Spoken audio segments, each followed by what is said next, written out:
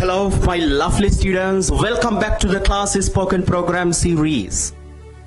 අපි ඉංග්‍රීසි කතා කරන පාඩම් මාලාවේ පළවෙනි විශේෂ පාඩම විදිහට where do you live කියන practice session එක දැන් ළමයි පටන් ගන්නවා. මේකෙන් ඔයාට හුරු කරවන්නේ ඔයා ඉන්න තැනක් විතරක් නෙමෙයි ඉංග්‍රීසි භාෂාවේ නිපාත හරි විදිහට භාවිතා කරන්න. එහෙනම් ලෑස්ති වෙන්න session එකට. So in this lesson you will be able to catch the prepositions to use in the sentences, right? හරි අපි එහෙනම් වැඩේට යමු. හරි පුතේ ගන්න ටියුට් එක පෙරලා ගන්න මේ වෙලාවේ. Please take your tute. Please refer to the note that has been prepared in the page number 1. Right. Where do you live? So there are some prepositions. So you can see each and every preposition is explained in Sinhala here.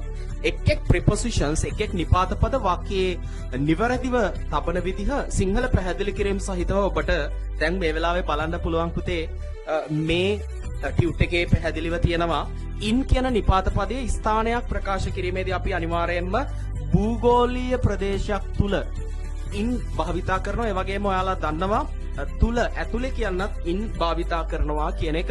අපි මෙතනදී පුතේ මේ නිපාත පද භාවිතා කරන්නේ where do you live කියන question එකට උත්තර ගලපන විදිහට. ඒ කියන්නේ යම් කිසි කෙනෙක් කොහේ හරි තැනක ඉඳිද්දී යම් කිසි දෙයක් කොහේ හරි තැනක තියෙද්දි නිපාත පද හරි විදිහට භාවිතා කරන්න තමයි මේ පාඩම් කොටසෙන් ඉගෙන ගන්නෙ.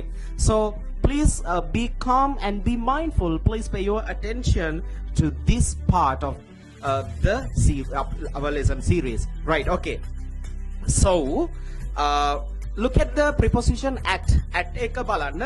මේ at එක භාවිතා කරන්න පුළුවන් ළඟ අසල කියනවට අමතරව යම් කිසි සුවිශේෂී ස්ථානයක් ප්‍රකාශ කිරීම සඳහා. අපි උදාහරණ වලින් බලමු.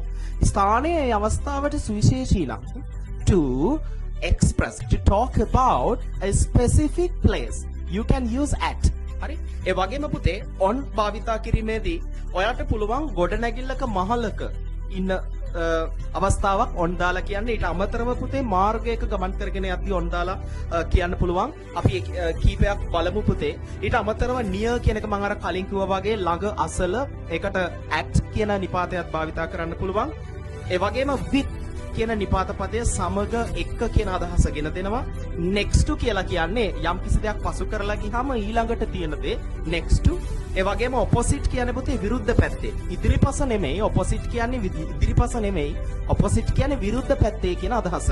හරි බලන්න මේ භාවිත කීපයක් ඔයාලට practice කරන්න මේ වෙලාවේ දාලා තියෙනවා. There are some sort of practical examples in this tude. Please find these sentences. Please practice these sentences. Please read these sentences louder, right? Look at the first preposition at. සුවිශේෂී ස්ථානයක් ප්‍රකාශ කරන්න at භාවිතා කරන්න පුළුවන්. බලන්න මම ජීවත් වෙන්නේ I live. ඉංග්‍රීසි භාෂාවේ මම ජීවත් වෙන්නේ I live. ඊට පස්සේ නිපාත පදය දාලා ඔයාට පුළුවන් මේ බලන්න නිශ්චිත තැනක address එකක් වගේ හරියට කියද්දි බලන්න at number 30 Main Street. එතන ස්ථානය සුවිශේෂී වන නිසා පුතේ අපි in භාවිතා කරන්නේ නැතුව at භාවිතා කරලා ඒ ස්ථානය සුවිශේෂී කරලා අපිට ප්‍රකාශ කිරීමේ හැකියාව තියෙනවා. බලන්න I live at the corner of the temple. I live at the corner of the temple. ඒ කියන්නේ පන්සලත් එක්ක තියෙන corner කියන පුතේ කෙළවරේ කියන එක. පැහැදිලිද? පන්සලත් එක්ක කෙළවරේ තමයි මම ඉන්නේ. Right. I live at the bus stop. මම ජීවත් වෙන්නේ මේ බස් නැවතුම අසල. Right. I live at my uncle's house. මම ජීවත් වෙන්නේ මගේ මාමගේ ගෙදර. මේ තැන් සුවිශේෂී වන නිසා තමයි පුතේ at භාවිතා කරන්නේ අදාළ ස්ථානය ප්‍රකාශ කිරීමට පෙර. At the university, at the bank, at the office. අන්නේ වගේ අපිට කියන්න පුළුවන් at the beach. ඒ වගේ ස්ථානය සුවිශේෂී වන විට at භාවිතා කළ හැකියි. බලන්න in භාවිතා කරලා තියෙන විදිහ I live in an apartment. මම ඉන්නේ apartment එකක. ඒක ඇතුලේ කියන අදහස ගන්න නිසා තමයි in භාවිතා කරලා තියෙන්නේ. I live in a house. මම ඉන්නේ නිවසක් ඇතුලේ. දැන් in දැම්මොත් පුතේ ඇතුලේ. In a house. හරි? ඊට අමතරව ප්‍රදේශයකට පුතේ භාවිතා කරන්න පුළුවන් in. නගරයකට, ප්‍රදේශයකට, right? ඊට අමතරව රටක ජීවත් වෙනවා නම් in දාන්න පුළුවන්. ඒත් එකම පුතේ ඔයාට අර මං කලින් කිව්වා වගේ භූගෝලීය ප්‍රදේශයක ජීවත් වෙනවා නම් ඉන් භාවිතා කිරීමේ හැකියාව තියෙනවා. ඔයාලත් එක්කම පුතේ මාත් මේ වෙලාවේ ටියුට් එක බලන එක මං ඉන්නේ. මේ ටියුට් එකේ තියෙන එක් නිපාත නිවැරදිව භාවිතා වෙන විදිහ ඔළුවට හුරු කරගන්න ඕනේ.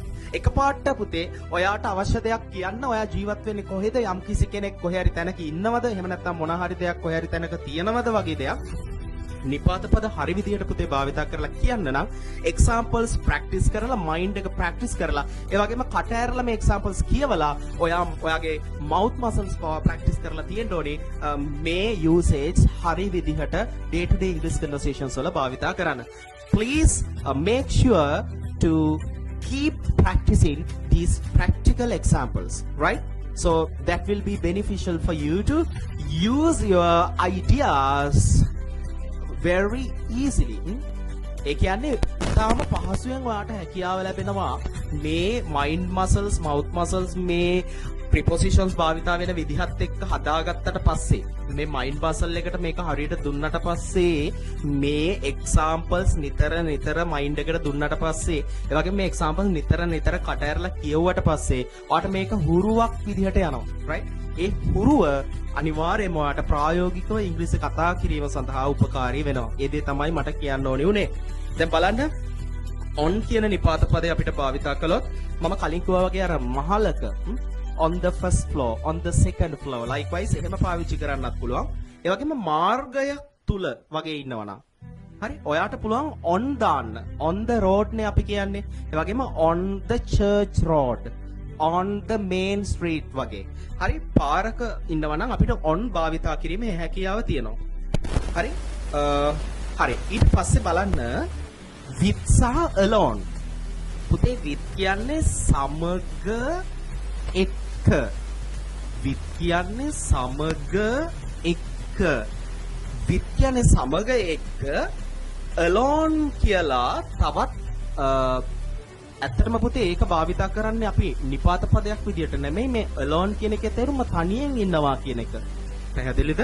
alone කියන්නේ පුතේ තනියෙන් ඉන්නවා කියන එක. හැබැයි with කියන්නේ සමග එක්ක. ඒක කිසිම ගැටලුවක් නැහැ. ඒ නිසා ඔයාට with භාවිතා කරලා noun එකක් දාගත්තාම හරි.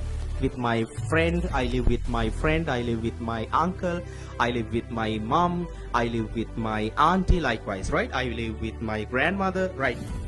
alone භාවිතා කරලා තියෙන්නේ මේ තනිවම කියන අදහස තමයි A L O N E alone තනිවම. තව alone එකක් තියෙනවා පුතේ ඉංග්‍රීසි භාෂාවේ A L O N G alone.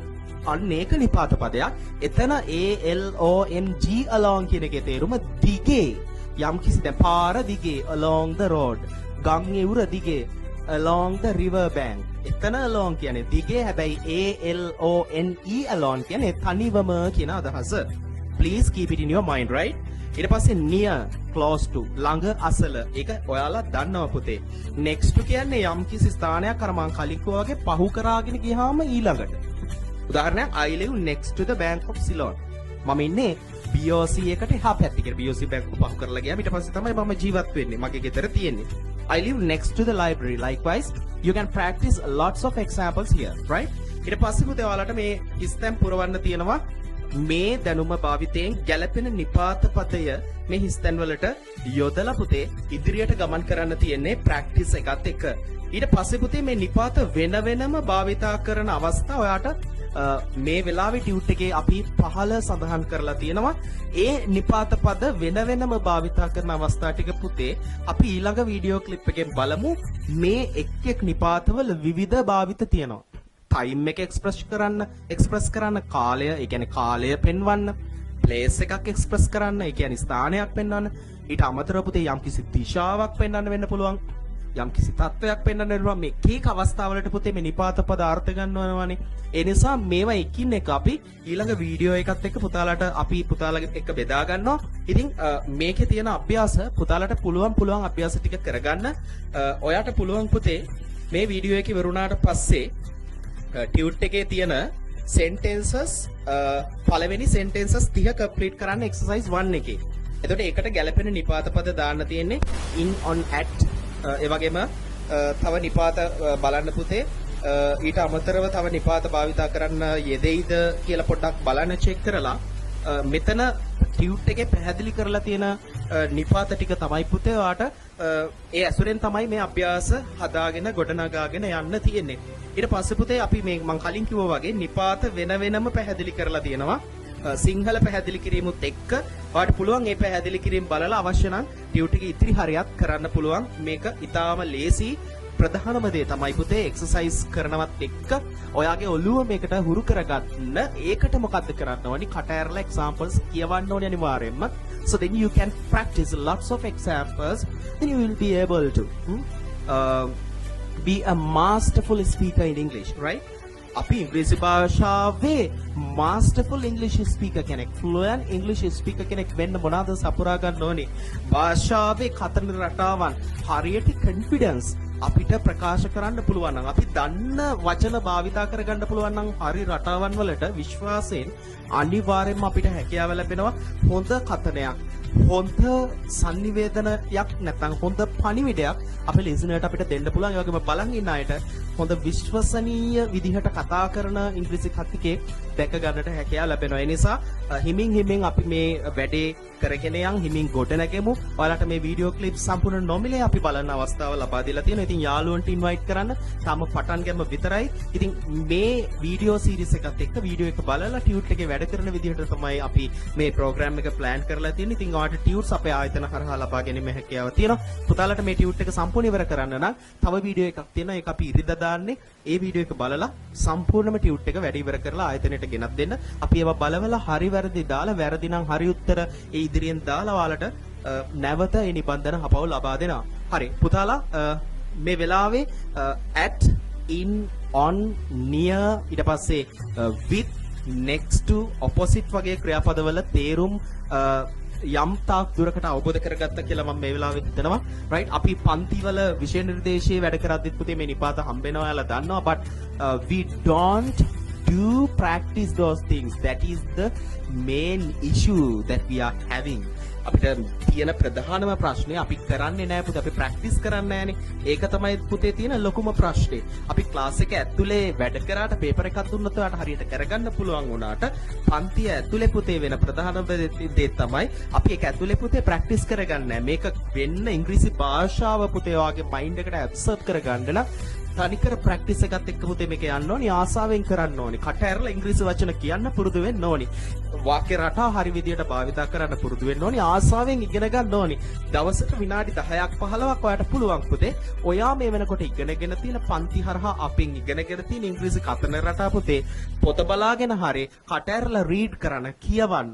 ඒවා රීඩ් කරාට පස්සේ පුතේ ඔයාගේ මයින්ඩ් එකට ඇබ්සර්බ් වෙනවා. ඔයා මයින්ඩ් එකේ තැම්පත් වෙනවා. ඔයාගේ මනසේව තැම්පත් වෙනවා. ඊට පස්සේ පුතේ ඒක ඔයාට එළියට දෙන්න හරි ලේසි.